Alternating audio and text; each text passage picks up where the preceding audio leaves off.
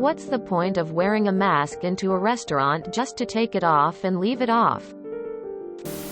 It doesn't make sense. You're looking for an answer when there really isn't a logical one to be had. It's simply a compromise, of sorts, so restaurants can stay open. It makes as much sense as airports and airlines having social distancing signs all over the place. And then packing passengers in a tube so tight they are actually touching each other. If your goal is to maximally limit transmission, you'll want to enforce a policy that requires mask wearing the entire time. But if you do that, you can't operate a dine-in restaurant. So, the idea is limit transmission as much as possible without making the business impossible to operate. To the extent that it doesn't even do that, it's due to lax enforcement. Most tables will be families or couples who already spend a lot of time together. It doesn't matter if they are together.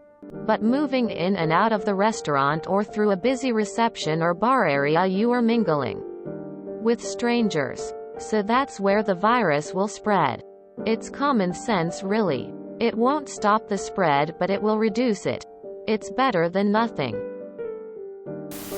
It doesn't really work, but the idea is that every moment you had a mask on is every moment where risk was decreased slightly. Did it truly help in the grand scheme of things? Highly debatable. We're just functioning on the hope that every little bit counts.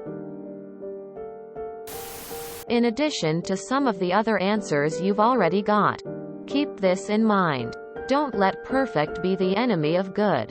We've come to a point now where wearing masks for 2 years has actually helped. And we have a relatively super mild variant. If you're vaxxed, that lets you dine outdoors. Heck, life is good enough where people have already forgotten how much masks saved our asses. It's part theater, part inertia, part caution, and part let's not fully give up. Because it's not being fully enforced strictly. Do you just want to not do masks at all right away? The fact that you're asking, what's the point, is a testament to how well they worked getting you here. It's about exposure time. The more time you wear your mask, the less exposed you are. Taking it off doesn't entirely negate the time you were wearing it. There's no real answers to any of this.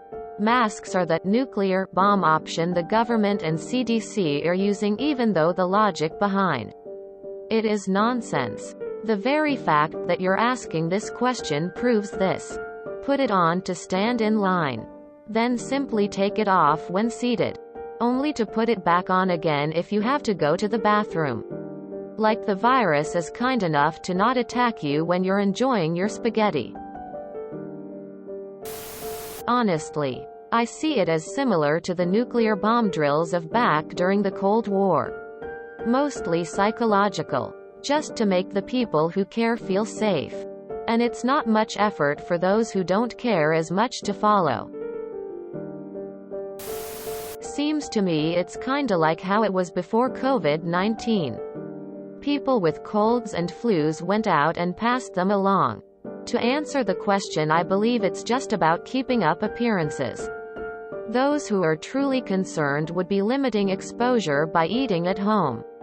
It's almost rhetorical. You'd almost have to do a survey as they exit.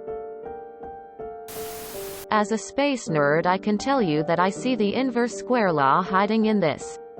A person with COVID can be imagined as a point source like the sun. And the airborne virus that person emits can be thought of as sunlight. As we all know, the intensity of the sunlight is the inverse of the square of the distance from that point. Earth doesn't get all of the sunlight, or even a major fraction of it. Just a tiny magic marker spot on a balloon's worth of sunlight.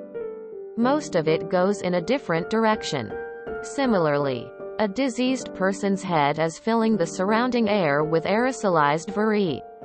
Or however it works. What matters is that on average the density of the virus in the air is higher the closer you are to a person. And it gets much higher when you get much closer. The farther away, the more places the virus can be where you aren't.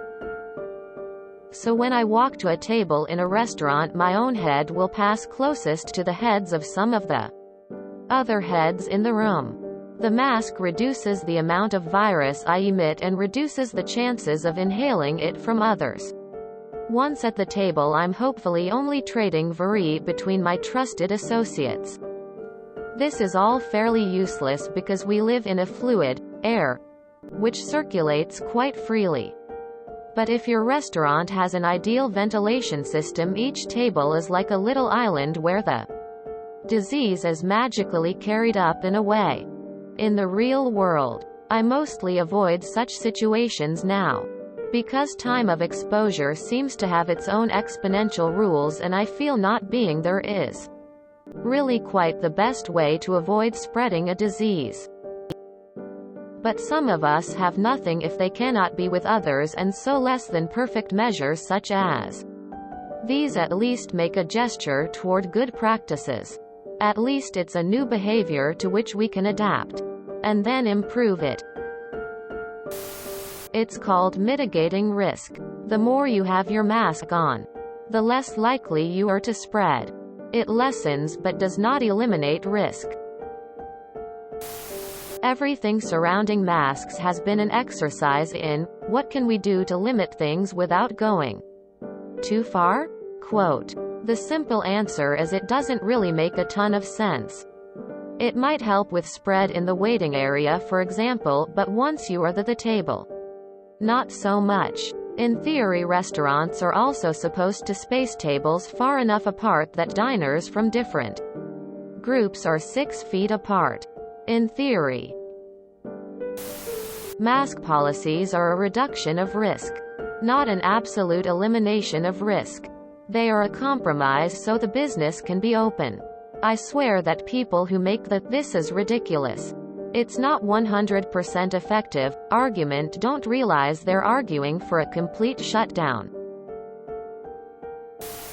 You might only infect those in your immediate area rather than everyone you pass on your way to your table. Didn't think it was that hard to figure out.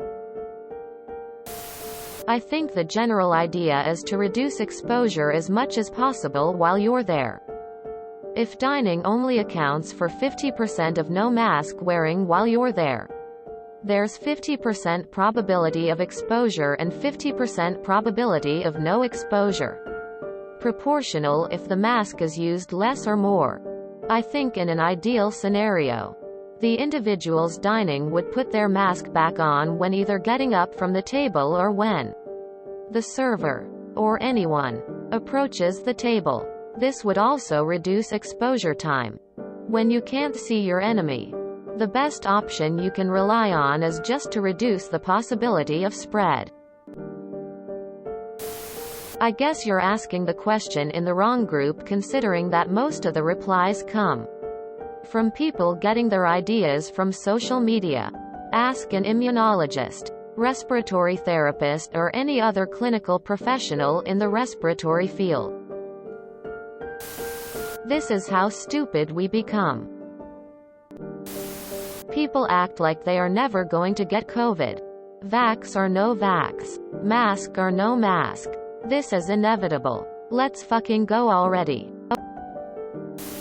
I'm just not seeing the medical logic behind the mask requirements in restaurants. Can someone help me understand why restaurants still do this? You are assuming that government rules make sense. Governments often make scientifically foolish rules for countless reasons. Some are merely responding to the needs of the local residents. Some can be considered more controlling or even evil. 1. First and foremost, it's worth saying that COVID rules are often good ideas, even with the recent study that claimed that lockdowns, whatever that means, weren't effective in reducing COVID spread. There were still examples of strategies that were actually effective. Closing bars and preventing intentional gatherings, for example. 2. COVID regulations may be for the appearance of stopping the spread of the virus. For example, my local government still mandates that my office clean every countertop and door handle every 30 minutes, even though COVID is not spread through surface-to-surface contact. 3. COVID regulations may be due to the demand of the residents. Mask mandates for outdoor events might have limited effectiveness. COVID already is less likely to spread through outdoor contact.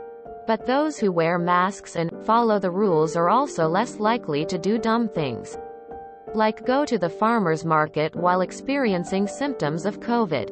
4. COVID regulations may just be to keep people under control and to benefit the government itself. For example, when my office reopens, my company has to pay a health department fee and submit to an inspection. Otherwise, we are forbidden to return to normal office use, even though we still pay for our office. So the city gets more revenue, and we all have to pay. If you enjoyed this video, please check out our playlists full of similar content. Epic Haircast is like doom scrolling for your ears. Please like, share, and subscribe.